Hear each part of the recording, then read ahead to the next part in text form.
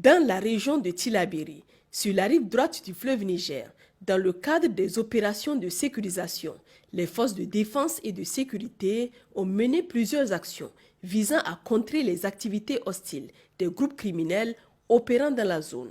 Au cours d'une opération de ratissage menée le 21 janvier en direction de Taratakou et autour du village de Foneko, 4 individus identifiés ont été interpellés. Ces criminels sont impliqués dans plusieurs actions néfastes dans la zone. Les suspects ont été remis aux autorités compétentes pour vérification.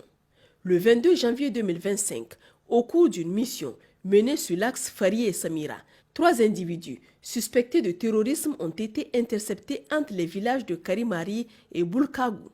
Ces individus, surpris par le détachement militaire en patrouille, ont tenté de s'enfuir. Mais le bouclage rapide de la zone a permis leur arrestation. Une fouille corporelle a révélé des éléments incriminants, notamment 3 téléphones portables, des armes blanches et divers objets suspects. L'analyse préliminaire des téléphones a renforcé les preuves de leur implication dans des activités criminelles. Ces suspects ont été remis aux autorités compétentes pour des enquêtes approfondies. Lors de cette même mission, la patrouille a été confrontée à 2 incidents d'engins explosifs improvisés déclenchés à distance par des terroristes affiliés au GSIM. Le premier incident s'est produit à Lalé, près de Kourtchoungou, commune rurale de Gotei, blessant légèrement 3 militaires qui ont été immédiatement pris en charge. Au retour, un second engin explosif improvisé à effet dirigé a été activé dans la même zone, causant des blessures légères à 5 autres soldats. Malgré ces attaques, aucune perte en vies humaines n'a été enregistrée et les moyens matériels engagés sont restés intacts. Le 24 janvier 2025, aux environs de 17h20, un engin explosif improvisé déclenché par une plaque à pression au passage d'une citerne à eau appartenant à la société minière du Liptako. L'incident s'est produit alors que le véhicule revenait de ravitaillement en eau d'une position avancée de nos forces. L'explosion n'a heureusement causé que des dégâts matériels mineurs sur le camion. Les populations locales sont appelées à redoubler de vigilance face à ces menaces persistantes d'engins explosifs improvisés. Il est essentiel de signaler tout objet suspect ou objet inhabituel sur et le long des routes aux forces de sécurité. Le 23 janvier 2025, suite à une information donnée par les populations riveraines faisant état d'interception de véhicules en provenance du marché de Terra, une intervention rapide et efficace des FDS déployée à Kokoro a forcé l'ennemi à battre en retraite et permettant ainsi aux usagers de la RN5 de poursuivre leur route en toute quiétude. Il convient de noter que la détermination et la promptitude des FDS engagés au sein de l'opération NIA n'ont laissé aucun répit à l'ennemi qui a tenté plusieurs infiltrations dans les villages aux fins de prédation ou actes de terreur. Dans le cadre des activités civilo-militaires et le renforcement des liens armées-nations, les FDS déployés à Dargol ont également effectué une donation de médicaments au CSI de la dite localité au profit des populations. Sur la rive gauche, dans le cadre de l'opération Al-Mahou, les forces de défense et de sécurité ont mené une opération de bouclage et de fouilles ciblées au camp des déplacés internes de Walam.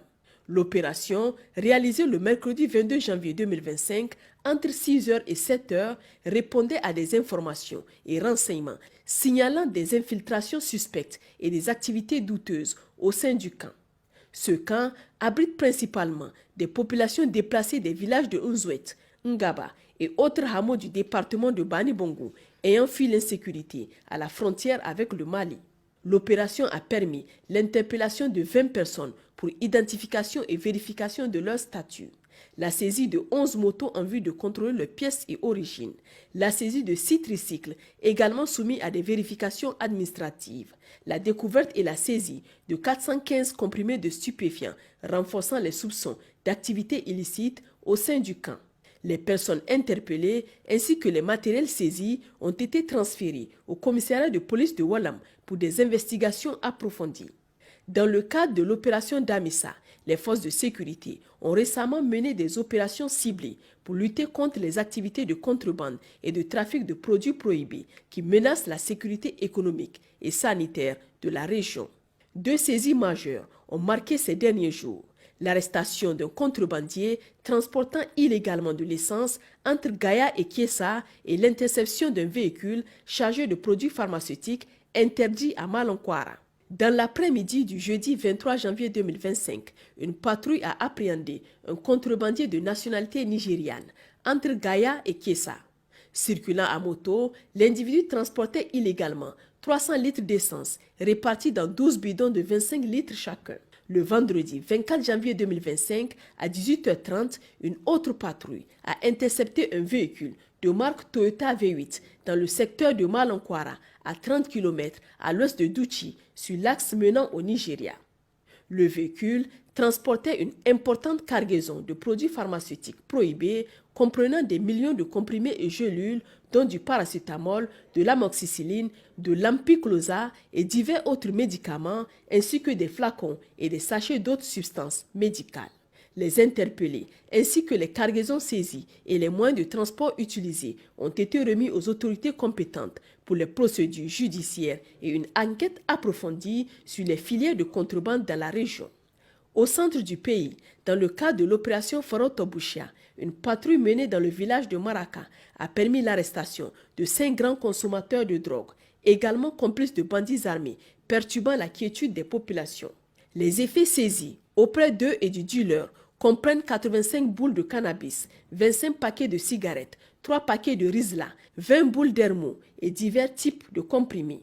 À l'est du Niger, dans la région de Difa, le jeudi 23 janvier 2025, en fin de journée, vers 17h, les agents de sécurité en poste à la gendarmerie de Kablewa ont réussi à intercepter une cargaison de chanvre indien lors d'un contrôle de routine. La drogue, dissimulée dans un sac à bord d'un véhicule de transport de marque Golf en provenance de Hadejia au Nigeria, comprenait 9 boules de chanvre indien représentant un poids total de 9 kg. Le conducteur du véhicule ainsi que la cargaison saisie ont été immédiatement remis aux services compétents pour une enquête approfondie et la poursuite de la procédure judiciaire. Au nord, dans le cadre de l'opération Garkwa, lors d'une patrouille, le détachement mixte de Djado a découvert un fusil AK-47 accompagné d'un chargeur contenant 27 cartouches de 7,62 mm enterré dans le sol à environ 2 km au sud-ouest d'un site d'orpaillage clandestin. Chers compatriotes, au cours des dernières 72 heures, la situation sécuritaire du pays est demeurée sous contrôle. Cette accalmie ne doit pas être une raison pour relâcher dans notre lutte. C'est pourquoi nous vous exhortons davantage à signaler sans délai tout comportement suspect ou activité inhabituelle aux forces de défense et de sécurité dans l'intérêt de notre sécurité commune. Restons vigilants, solidaires et fermes dans notre quête d'un avenir meilleur pour notre chère nation. Les numéros d'appel d'urgence sont à votre disposition 24 heures sur 24 pour toutes fins utiles.